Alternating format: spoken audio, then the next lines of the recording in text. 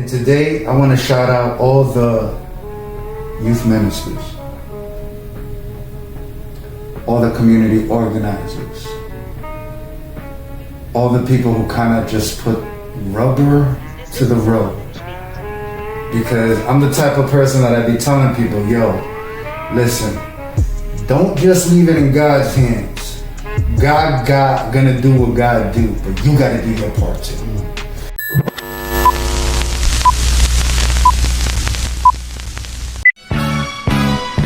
The journey of knowing thyself begins in the cradle and ends in the grave.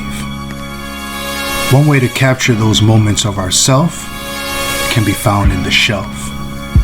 Shelves have been around since the creation of ancient scrolls. My name is Dr. Walter Hidalgo, and I'm a father, teacher, world traveler, and coach. Join me as we explore together the stories of our shelves. This is Know Thyself. Watch this. Peace, peace, peace, beautiful family. This is Dr. Walter Hidalgo, and this is episode numero 36 of the catalog of the Know Thyself podcast. If you're a first-time listener, hi. If you're a last-time listener, we'll miss you. But the Know Thyself podcast utilizes the metaphor of the shelf to extrapolate the self. And the way we do that is we invite guests to come in and share something about themselves. Before I introduce my guests, as we always do, is we like to shout out a group of individuals. But before I do that part, actually, I want to shout out some of our sponsors. I want to shout out my boy Emilio and his clothing line called Highly Living. I'm wearing one of the hats. It's pretty dope. Shout out to Valerio. I got the shades on. I'm going to keep suggesting y'all check it out. Shopvalero.com. And if you're looking for any coaching or speaking engagements, not only can you holler at my guest, but you can holler at us at knowthyselftv@gmail.com. So I just want to, as we always do in the Know Thyself podcast, again, we like to shout out a group of individuals. And today I want to shout out all the youth ministers, all the community organizers, all the people who kind of just put rubber to the road. Because I'm the type of person that I be telling people, yo, listen, don't just leave it in God's hands. God gonna do what God do, but you gotta do your part too. Today I got with me, this is dope because I met this individual off the internet. So this brother right here from another is someone I met out through the digital world. That's why I'm calling it, we're living in the digital discipleship era. You know what I mean? So he's for me, he's an entrepreneur, he's a youth minister, he's a social media, they call it innovator, I guess. And he's also the founder of Courtney's Corner, which we'll talk about momentarily. I got here my brother Courtney. What's good, brother? What's going on? This was a great little intro. I didn't think I deserved all of that. Thank you. I appreciate you, bro. No doubt. Yo, it's a pleasure for us too. Cause see, we gotta, especially my young people, don't pause it or stop or limit yourself on the digital tip. Reach out. That's what I'm doing. I'm reaching out right now. Why? Because this is family. This is someone I want to build with. Because we're in this business of building. You know what I mean?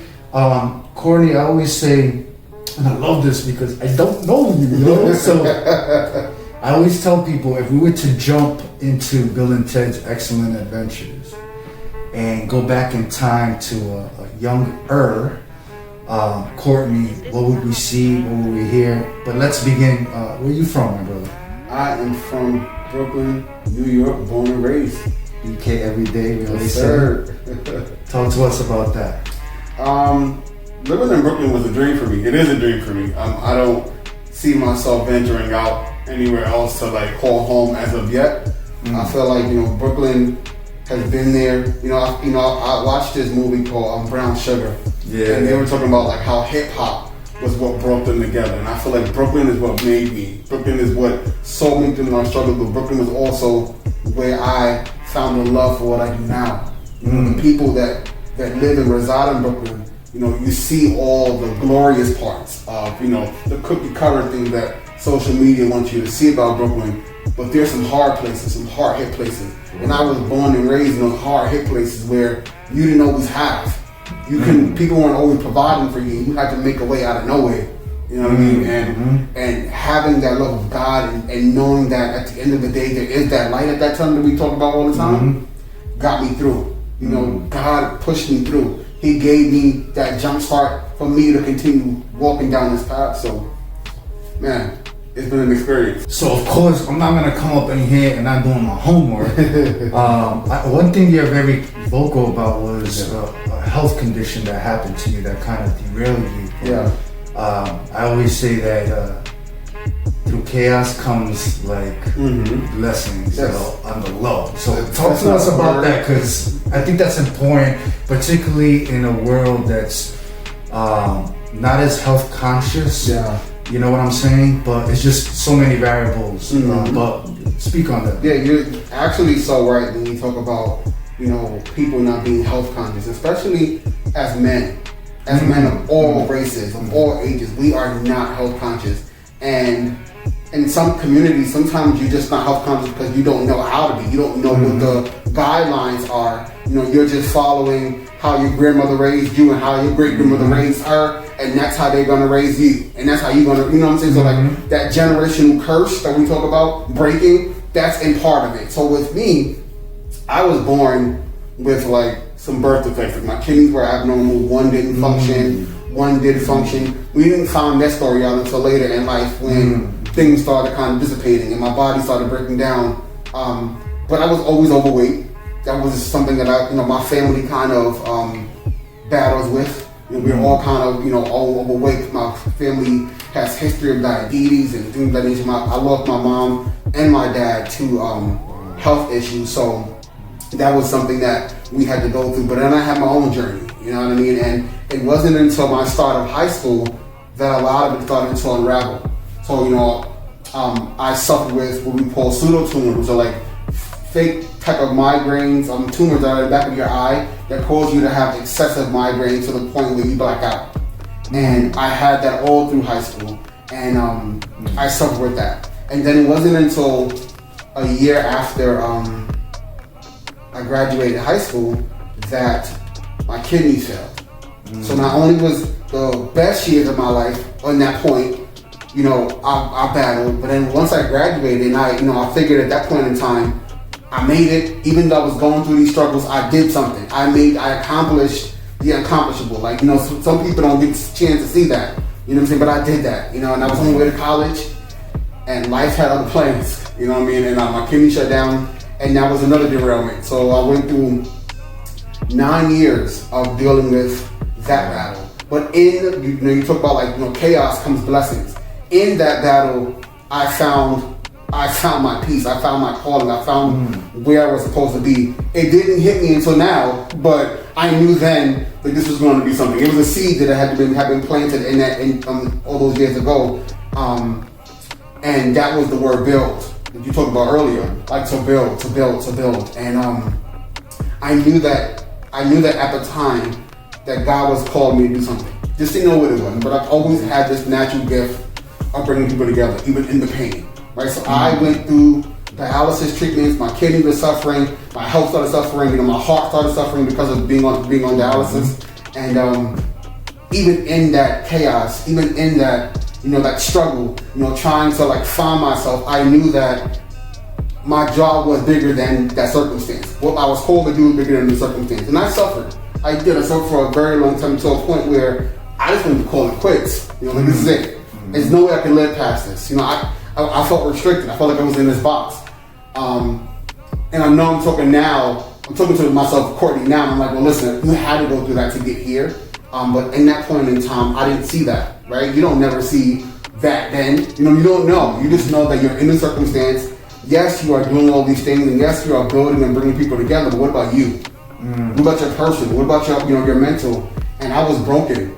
But in that brokenness kind of allowed me to create a circle of people because I was bringing these people together. So these people who I was helping in these areas helped me cross, helped me get to the next level of my journey, helped me get to the next level of my life. And I received my kidney transplant in 2017. Wow, recently. Yes, and this is, and I always tell people when I tell this story, this is the edited, cut down version of my life because it would take days, maybe over hours to kind of just get through what I went through, you know, but I'm here. Yeah. You know, the most important thing is that we got, one of the most important things is sharing our stories. Yeah. The oral tradition, it's in the testimony of the individual that helps people to kind of give a little hope. Yeah. And you work a lot with young people. You know? Yes. And young adults. I really feel that's a special calling. Where is that coming from? Is it because of those circumstances that drove you to really be in this sense of leadership and service? I think even before that, I've always had some sort of like this gravitation to young people. Even when I was in those, like I was 14, 15, I wanted to connect with the people who were my age because I felt like there needs to be a voice for these people, right? You know, we have all these programs and things going on and the spread of love and positivity, but at the end of the day, when 5 o'clock hits, you go back home to your regular life, and I have to go back home to where I'm struggling. These people are going back home to broken communities, broken homes, abusive homes, and they're scared to tell these stories, or they're scared to have these conversations because what if? Right? What's going to happen? I open Pandora's box to you, and you just leave it in my hand. You know what I'm saying? So I felt like,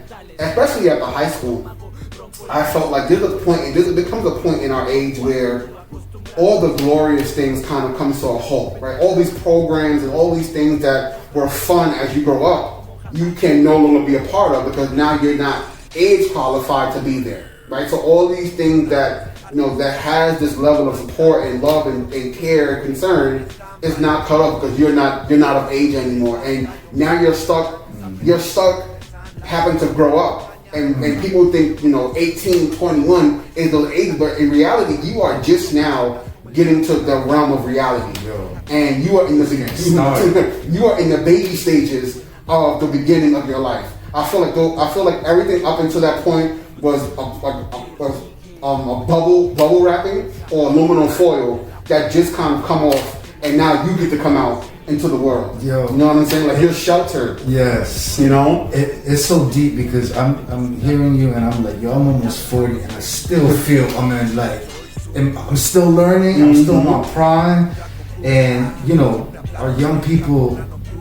Cognitively, they're still developing anyways, young folks. So it's okay if you don't get it. It's okay if you don't got it. But the most important thing is to express yourself because those are the times where you start really becoming an analytical thinker, critical, and etc. Cord, what is your message to the young people? That it is okay. Number one, it is okay to utilize your voice. It is okay to be heard. It's okay to want to be seen. It is okay to not be okay.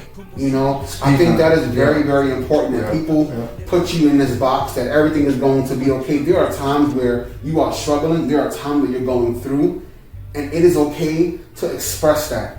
Don't ever allow anybody to put you in a box or to dictate what lane you belong in. You create your own lane and let your lane be okay. Let that be worth enough. You know what I'm saying? And that's what keeps me wanting to work with young people. I gravitated a little bit more because I feel like people my age and kind of older needs some special attention. But yes, up until recently, I still have this love for my young people, but I feel like what I do now kind of incorporates everybody. I 100% agree. And now I think it's a good time to ask you to talk about Courtney's Corner. Yes. Give us the genesis, the whole story, and the whole truth. So we're gonna start out Genesis and end with the Revelation. So it's woke with me, right? So shout out to my daughter. Her name is Genesis. Yes, sir. So in the beginning, I started Courtney's Corner back in 2010. I was 2 years in after losing my kidney, and I was on dialysis. But I also knew once again we're in this age where us young people. Now I want to say I'm 20, 21. And I feel like there is nobody there to assist us in this development of growth. For me, I just feel like the community that we're living in right now, no one is having these tough conversations that we need to happen. All these cookie cutter conversations, or all these little, sheltered conversations to make us kind of be programmed to what they want us to believe were happening, and that's not it. That's not what we just should just go off of because you said so. So I started Courtney's Corner then with that message like, hey, it's okay to express yourself. It's okay to have these conversations and talk about anything. You know what I'm saying? From, being in a relationship, from, breaking these generational curses, from, being this identity, loss of identity, and trying to create that, right? What is it to be a man? What is it to be a woman? Kind of going through these conversations. But then, of course, life happens and I was really going through it. Like, kidney disease was kind of taking me back, and until I kind of took my life back, it was dragging me down, and I was like, okay, I can't. So I stopped. For 9 years, I stopped. I couldn't do it anymore. I was like, I just have to let it go for now. But you always can tell that it's there, but you really can't do nothing with it in that point. And it wasn't until after I got my kidney transplant that God kind of brought this vision back into my life. And this time it was different because in 2017, 2018, I was around the time where Trayvon Martin had got killed. And all these stories are coming up about our young black people being killed to the hands of these police and these people who are supposed to be protecting and serving us, and that's in these communities where I feel like I was heightened, my senses were heightened to now seeing like, oh, this is what's really happening, but no one's kind of shining a light on it once it leaves ABC or CNN. It's done. But these people go back home to these real life stories every day, and we have to have these conversations. Somebody has to be the voice. Somebody has to be willing to go out and grapple this, and let's start unfolding and packaging and doing what we have to do, so that way the generations after us don't have to worry as much as we're doing right now. Right? Somebody has to do this. Right. And I fought with God about this. I'm like, God, I know this can't be me. Right? This can't be me. And I remember listening to a song, and basically the words of the song was like, the one you can choose, the one you can save, the one you will call to says yes. And I'm like, oh God, oh God. Better not say no. I was like, okay, if this is your will, God, let it be. Yeah. I'm no longer going to fight you on this. It is what it is. I'm just going to trust you, and as stubborn as I am, I'm going to get out of my own way and let you have yours. And I've been on the journey ever since. Now my conversations kind of changed and I've shifted. So now Courtney's Corner basically is a brand that looks to inform and inspire and engage a group of millennials. And on topics and social issues that we face every single day that are not getting limelight. And in the midst of it, we add the artists and the people who are in these underground areas of their life trying to make something of them. So we give them the platform to be able to do what they do best. They'll deliver their craft, deliver their art to the world.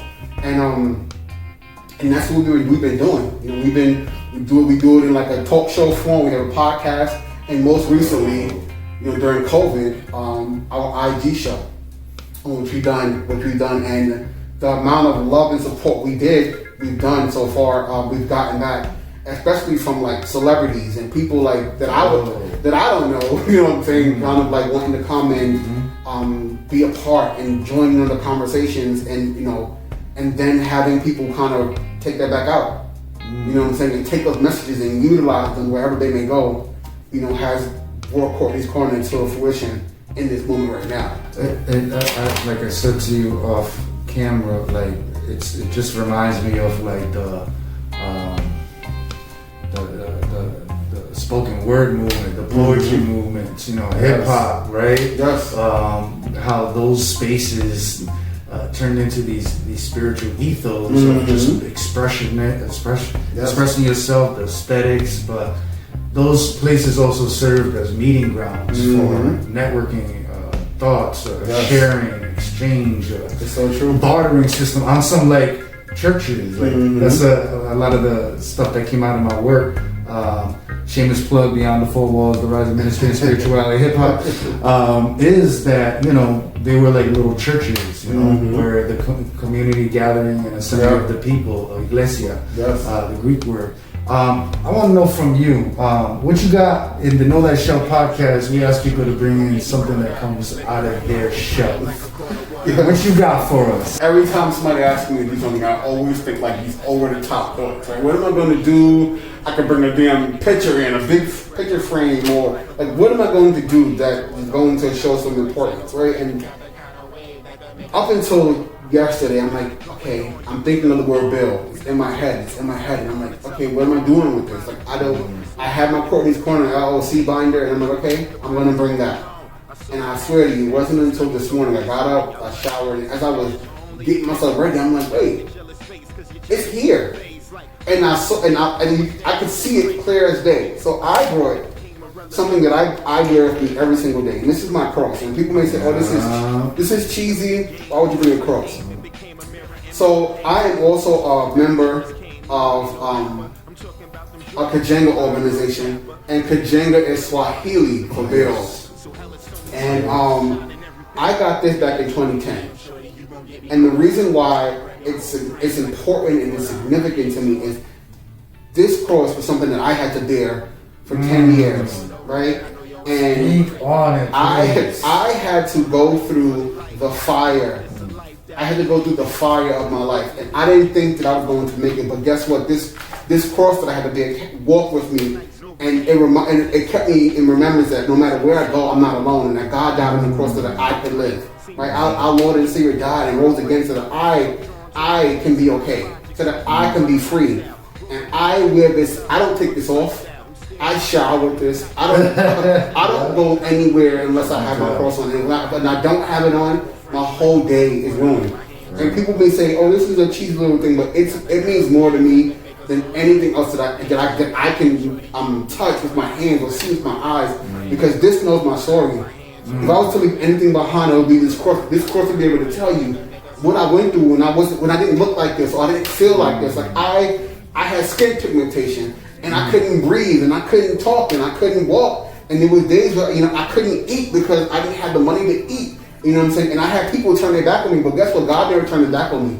And even though I had these things that I had to carry, and days that I felt like giving up, God continued to guide me. He ordered my steps so that way I can get to here and be able to tell you that things will be okay if you trust him, if you believe, if you say yes. You know what I'm saying? And it's allow him to guide you. You were saying something earlier about, sometimes it's, God, you and God meeting halfway, and I feel like that's what had to happen in my life. I was doing a lot of these empty prayers, asking God to do all these things for me in my life. God, make this happen. God, do this for me. And I realized faith without works is dead. And if I don't show up for myself, he can't meet me the other half. He's not going to give me anything that he knows that I'm not ready for. And I had to prepare myself mentally, physically, and emotionally. And this cross was here this whole time, reminding me that at the end of the day, I am not alone on this journey. And as long as I keep him first, I'm going to be okay. So, yeah. Wow. Take that in real quick, family. Because I actually got it a cross tattooed on my arm with the word believe to remind me to not forget to believe. That I have someone that is guiding me, guiding us in this world. And what I love what you said, and I really want to say this specifically for those individuals that are single, that live alone, our elders, we're socially distancing. I get it, but always know you're never alone in this world. There's always somebody. I got a tattoo on my back that says God watches my back. And 5 different symbols. All right, before I start crying, because it's real like that. It's very real, especially when you get older. Yes. And you have children. It changes. My brother, it is such an honor. It is such a privilege. I was right here with God. Not the big G, the lower G, because we are reflections of the divine. And God was right here, because we're two or more. You already know. As we always do in the Know Thy Show podcast, we always end with a quote. And I think this will speak to everyone, but you, man, for us this moment. And I don't know who the person that did it, so forgive me. Anonymous again. Challenges are what make life interesting. Overcoming them is what makes them meaningful. Peace, family.